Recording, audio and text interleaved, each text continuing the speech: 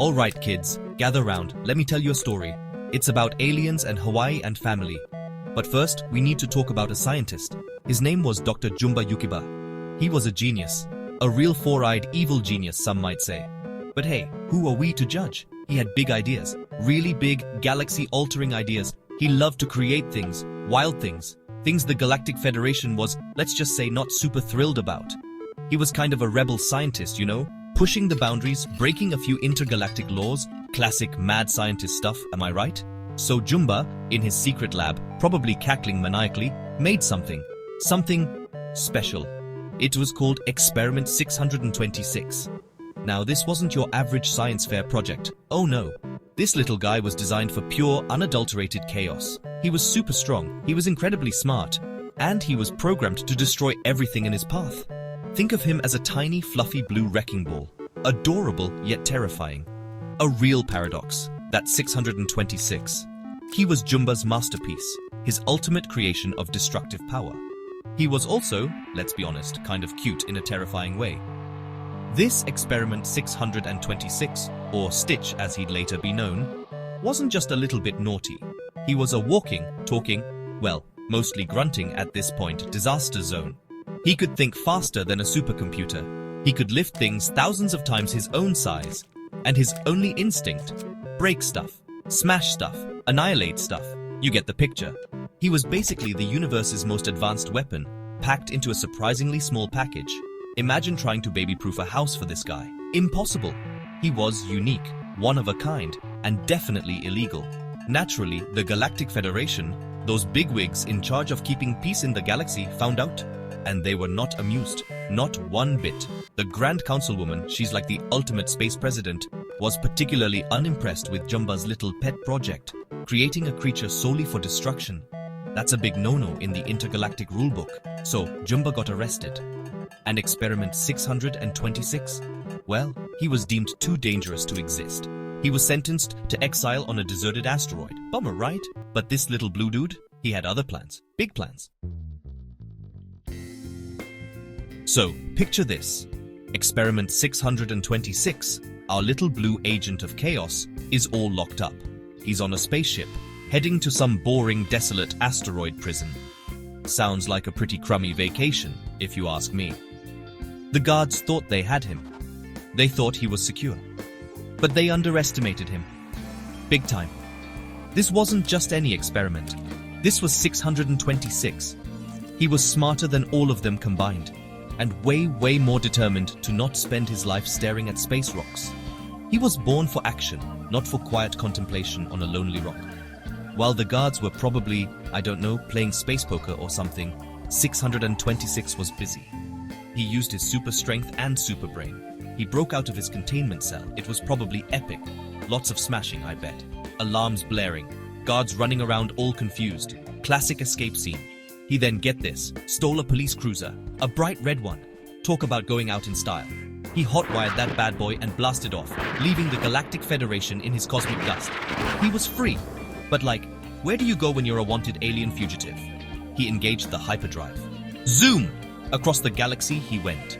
But flying a stolen spaceship when you're designed for destruction, not interstellar navigation, can be tricky. He was being chased, of course. Captain Gantu, a giant, grumpy alien dude, was hot on his trail. There was a scuffle in space, lasers firing, pew pew pew. And during all this excitement, 626's ship got damaged. He started to fall. Down, down, down he went towards this big, blue and surprisingly watery planet. He was aiming for a large city, probably to cause maximum chaos. But fate, or maybe just bad aim, had other plans. He crash-landed. Not in some giant metropolis. Oh no! He crashed on an island, a beautiful tropical island in Hawaii, specifically on the island of Kauai. Talk about a soft landing, relatively speaking. From the cold, sterile world of alien ships and labs to the warm, lush greenery of Earth, it was quite the change of scenery. Little did he know this accidental crash landing was about to change his life, and the lives of a few unsuspecting humans. Forever. It was, as they say, destiny, or maybe just a really lucky crash. Now let's shift gears. Forget deep space for a second. Let's talk about Earth, specifically Hawaii. On this beautiful island lived a little girl named Lilo Pelekai. Lilo was different. In the best way possible, of course. She loved Elvis Presley a lot. She liked to feed peanut butter sandwiches to a fish named Pudge, because Pudge controls the weather, obviously. She had a very active imagination and a big heart. But she was also a little bit lonely. Her classmates didn't really get her, which honestly is their loss. Lilo was awesome. Lilo lived with her older sister Nani. Their parents had passed away in a car accident. That's tough, really tough, especially for kids. Nani was suddenly more than just a big sister. She was a guardian, a provider, a parent, and she was young herself, only 19. She was trying her best, working hard at a luau show to make ends meet, trying to keep their little family together. But it was a struggle, a huge struggle. She loved Lilo more than anything. But taking care of a unique little sister while dealing with her own grief and responsibilities, that's a heavy load. There was also this social worker, Cobra Bubbles. Yes, that's his actual name. Awesome, right? He used to be a CIA agent. Now he was checking in on Lilo and Nani. He was worried about Lilo's well-being. If things didn't improve, Lilo might be taken away, put into foster care. Nani was terrified of this. The thought of losing Lilo was unbearable. So the pressure was on, big time. Nani needed to prove she could provide a stable, loving home. It was a constant source of stress. Every little mishap felt like a step closer to disaster. Lilo, sensing all this, felt even more isolated. She needed a friend, a true friend, someone who would understand her, someone who wouldn't think she was weird, someone who would stick by her. She wished for an angel, someone to come down from heaven and be her companion. It was a heartfelt wish from a little girl who just wanted to belong, who wanted her family to stay together. Little did she know her angel was about to crash land, and he wasn't exactly what she had in mind. But sometimes, the best things come in unexpected packages, even blue, destructive ones. So, Nani decided Lilo needed a friend. A pet? Great idea, right? What could possibly go wrong? Famous last words.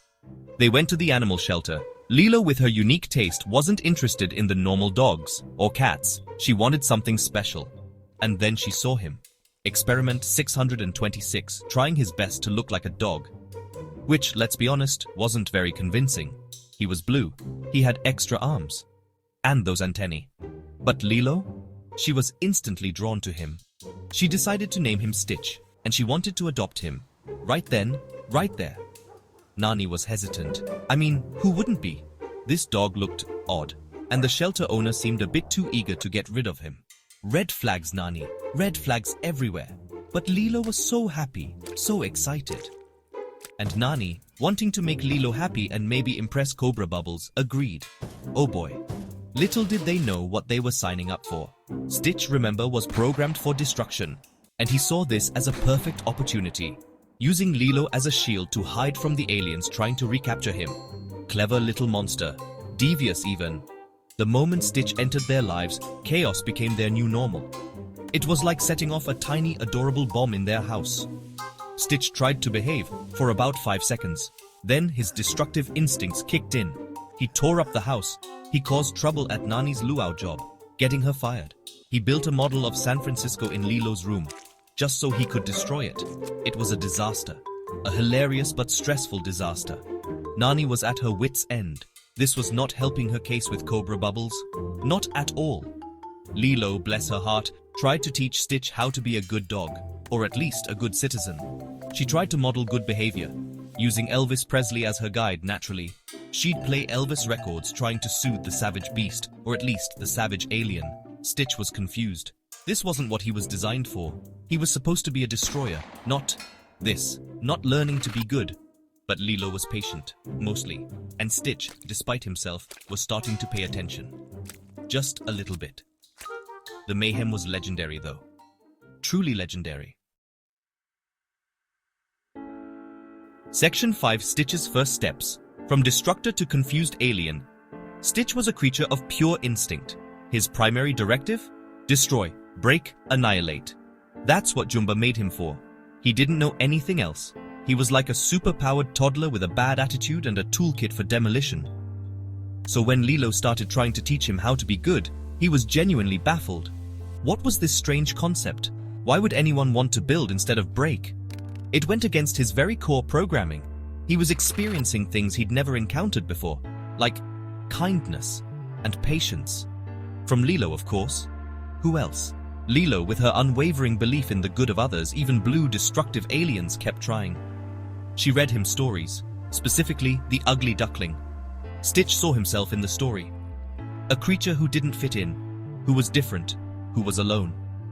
This resonated with him, deeply. He even tried to find his family by looking at the pictures in the book. It was a sad, poignant moment. Here was this little engine of destruction, suddenly feeling lost. He started to question his purpose. If he wasn't meant to destroy, then what was he for? Heavy stuff for a little blue guy. He also started to observe Lilo and Nani. He saw their struggles. He saw Nani's desperation to keep her family together. He saw Lilo's loneliness. And slowly, something began to change within him. He started to experience moments of not destroying. He'd see Lilo sad and he'd hesitate. He'd see an opportunity for chaos, and sometimes, just sometimes, he'd choose a different path, a less destructive one. These were small moments, tiny sparks, but they were there. He was learning, evolving. It was a slow process, like watching a demolition expert try to learn ballet. Awkward, but fascinating. Remember Jumba and Pleakley, the four-eyed creator and the one-eyed earth expert? They were still around trying to capture Stitch. Their attempts were usually unsuccessful, and often resulted in more chaos. But their presence also reminded Stitch of his past, of what he was supposed to be. Yet, Lilo kept pulling him in a different direction. She showed him how to have fun, how to surf, how to dance to Elvis. She was showing him a different way to live. And Stitch, the ultimate weapon, was starting to wonder if maybe, just maybe, there was more to life than breaking things. Section 6. The true meaning of Ohana, nobody gets left behind. Now this is important, kids. Pay attention. Lilo had this word she used a lot. Ohana. It's a Hawaiian concept and it's beautiful. Ohana means family, she would say. Family means nobody gets left behind or forgotten. This wasn't just a cute saying for Lilo. It was her guiding principle, her lifeline, especially after losing her parents. Family was everything to her. It was the anchor in her sometimes stormy little world. And she was determined to make Stitch part of her Ohana, even if he was a blue furry chaos machine from outer space. Stitch had never heard of Ohana before. He was Experiment 626, a creation, a product. He didn't have a family. He didn't have anyone who cared if he was left behind or forgotten. He was designed to be alone, a solitary force of destruction. So when Lilo kept repeating this Ohana mantra, it started to sink in, slowly. He saw how much it meant to Lilo, how she clung to Nani, how she fought to keep their little unit intact.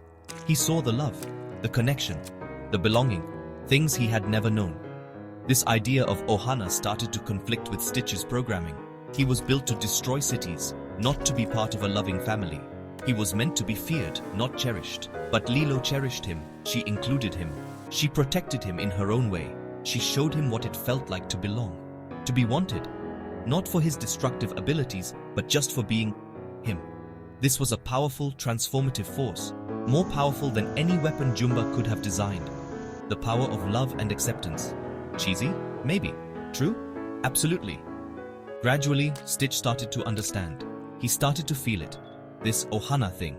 He started to care about Lilo and Nani. He started to protect them.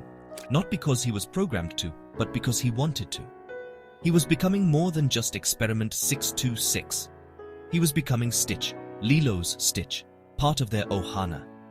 He was learning that family isn't just about blood, it's about love. It's about choosing each other, and it's about never ever giving up on someone, even if they eat your vinyl records and use your head as a surfboard. That's Ohana. Section 7. The Ultimate Showdown. Choosing family over programming.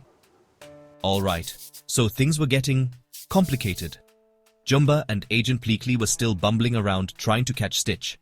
Their methods were, shall we say, less than subtle, and usually ended up destroying Nani's house even more. Poor Nani. She just couldn't catch a break. But then, a real threat arrived. Captain Gantu. Remember him? The big, scary, shark-like alien dude from the Galactic Federation. He was tired of waiting. He decided to take matters into his own giant hands. And he was not playing nice. He was serious, dead serious. Gantu came to Earth to capture Stitch, by any means necessary, and he was much more effective than Jumba and Pleakley. He was a seasoned officer, a formidable opponent. He tracked Stitch down, and he didn't care about Lilo, or Nani, or Ohana. He just wanted to retrieve the package, Experiment 626. This led to a huge showdown, a massive chase, spaceships flying through Hawaiian canyons. It was intense. Lilo got captured by Gantu. He put her in a containment pod on his ship. Oh no. This was bad. Very, very bad. This was the moment of truth for Stitch. His defining moment. Gantu had Lilo. His programming told him to escape, to save himself, to continue his mission of chaos. But Lilo was his Ohana. She was the one who taught him about love, about belonging, about not being left behind. What was he going to do? He had a choice to make, a huge choice. Was he Experiment 626, the destroyer? Or was he Stitch, Lilo's friend, her family? It was his past versus his present, his design versus his heart. This was it, the ultimate test. And Stitch chose. He chose Lilo. He chose Ohana. He wasn't going to let Gantu take her. He teamed up with Jumba, Pleakley, and even Nani. They went after Gantu's ship. It was an epic aerial battle. Stitch, using all his strength, all his intelligence, not for destruction, but for rescue, for protection. He fought Gantu. He rescued Lilo. It was amazing. He proved that he was more than just his programming. He had a heart. He had loyalty. He had found something worth fighting for. Something more important than destruction. He found his family. Section 8. A galactic decision. Stitch finds his place. So, Stitch saved Lilo. Awesome, right? High fives all around. But the trouble wasn't over yet. Not quite. Because right after this heroic rescue, who shows up? The Grand Councilwoman herself, the big cheese of the Galactic Federation. She arrived on Earth, ready to take Stitch away, back to that lonely asteroid prison, or worse. It seemed like, despite everything, Stitch was still doomed. Lilo was heartbroken, Nani was devastated. After all they'd been through, was this how it was going to end? It was a tense moment, super tense. The Grand Councilwoman was about to take Stitch into custody. He was, after all, an illegal genetic experiment, and he had caused a lot of trouble. But then Lilo stepped forward. Brave little Lilo. She showed the Grand Councilwoman something. A piece of paper. It was the adoption certificate from the animal shelter. The one that said Stitch was her dog. She had paid for him. He was hers. Legally, at least according to Earth law. And she reminded the Grand Councilwoman about Ohana, about family, about not leaving anyone behind. It was a long shot. A really long shot. The Grand Councilwoman listened. She observed Stitch. She saw how he protected Lilo. She saw the bond between them. She saw that he wasn't just a mindless monster anymore. He had changed. He had found a place where he belonged. A place where he was loved. She saw that Lilo's Ohana had actually rehabilitated him. Something the entire Galactic Federation hadn't been able to do. It was pretty clear that separating Stitch from Lilo would be cruel. And maybe, just maybe, Stitch was better off here, on this strange little planet, with this strange little girl. And then, in a moment that was truly out of this world, the Grand Councilwoman made her decision. She decreed that Stitch would serve his exile on Earth, with Lilo as his warden and her family as his keepers. Can you believe it? Stitch was allowed to stay. He was officially part of their family. No more running, no more hiding. He had a home. He had Ohana. It was a victory for love, for family, and for really, really good adoption paperwork. Cobra Bubbles, who turned out to know the Grand Councilwoman, small universe, huh? Even vouched for them. It was a happy ending, or rather, a happy new beginning.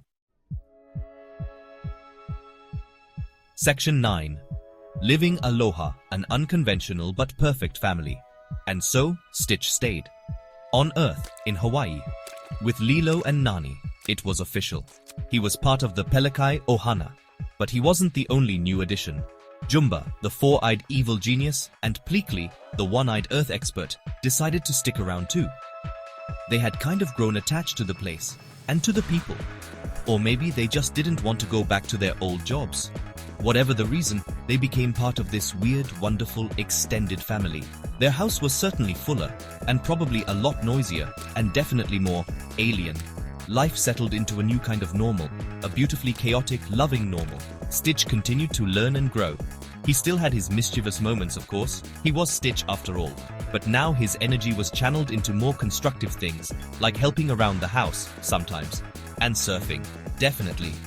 And being Lilo's best friend, always. He learned about responsibility, about caring for others. He even helped Nani find a new, better job. He was truly part of the family, contributing in his own unique, Stitch-like way. He was happy, genuinely happy. They built a new life together, a blended family of humans and aliens. Lilo wasn't lonely anymore. She had her best friend Stitch, and her sister Nani, and her two quirky alien uncles, Jumba and Pleakley. Nani wasn't struggling alone anymore either. She had support. She had her Ohana around her. They faced challenges together. They celebrated together. They learned from each other. They embraced their differences. And they filled their home with laughter, love, and lots of Elvis music. It was pretty much perfect, in its own unique, Hawaiian, alien-infused way. And that, kids, is the story of Lilo and Stitch. It's a story about how a little blue alien, designed for destruction, found a family. And how a lonely little girl found a friend who was truly out of this world. It shows us that Ohana isn't just about who you're related to. It's about the people you choose. The people who love you, no matter how different you are. The people who never leave you behind or forget you. It's about finding your place and making the world a little bit better, one crazy, loving family at a time. And that, my friends, is legend. Wait for it, Derry.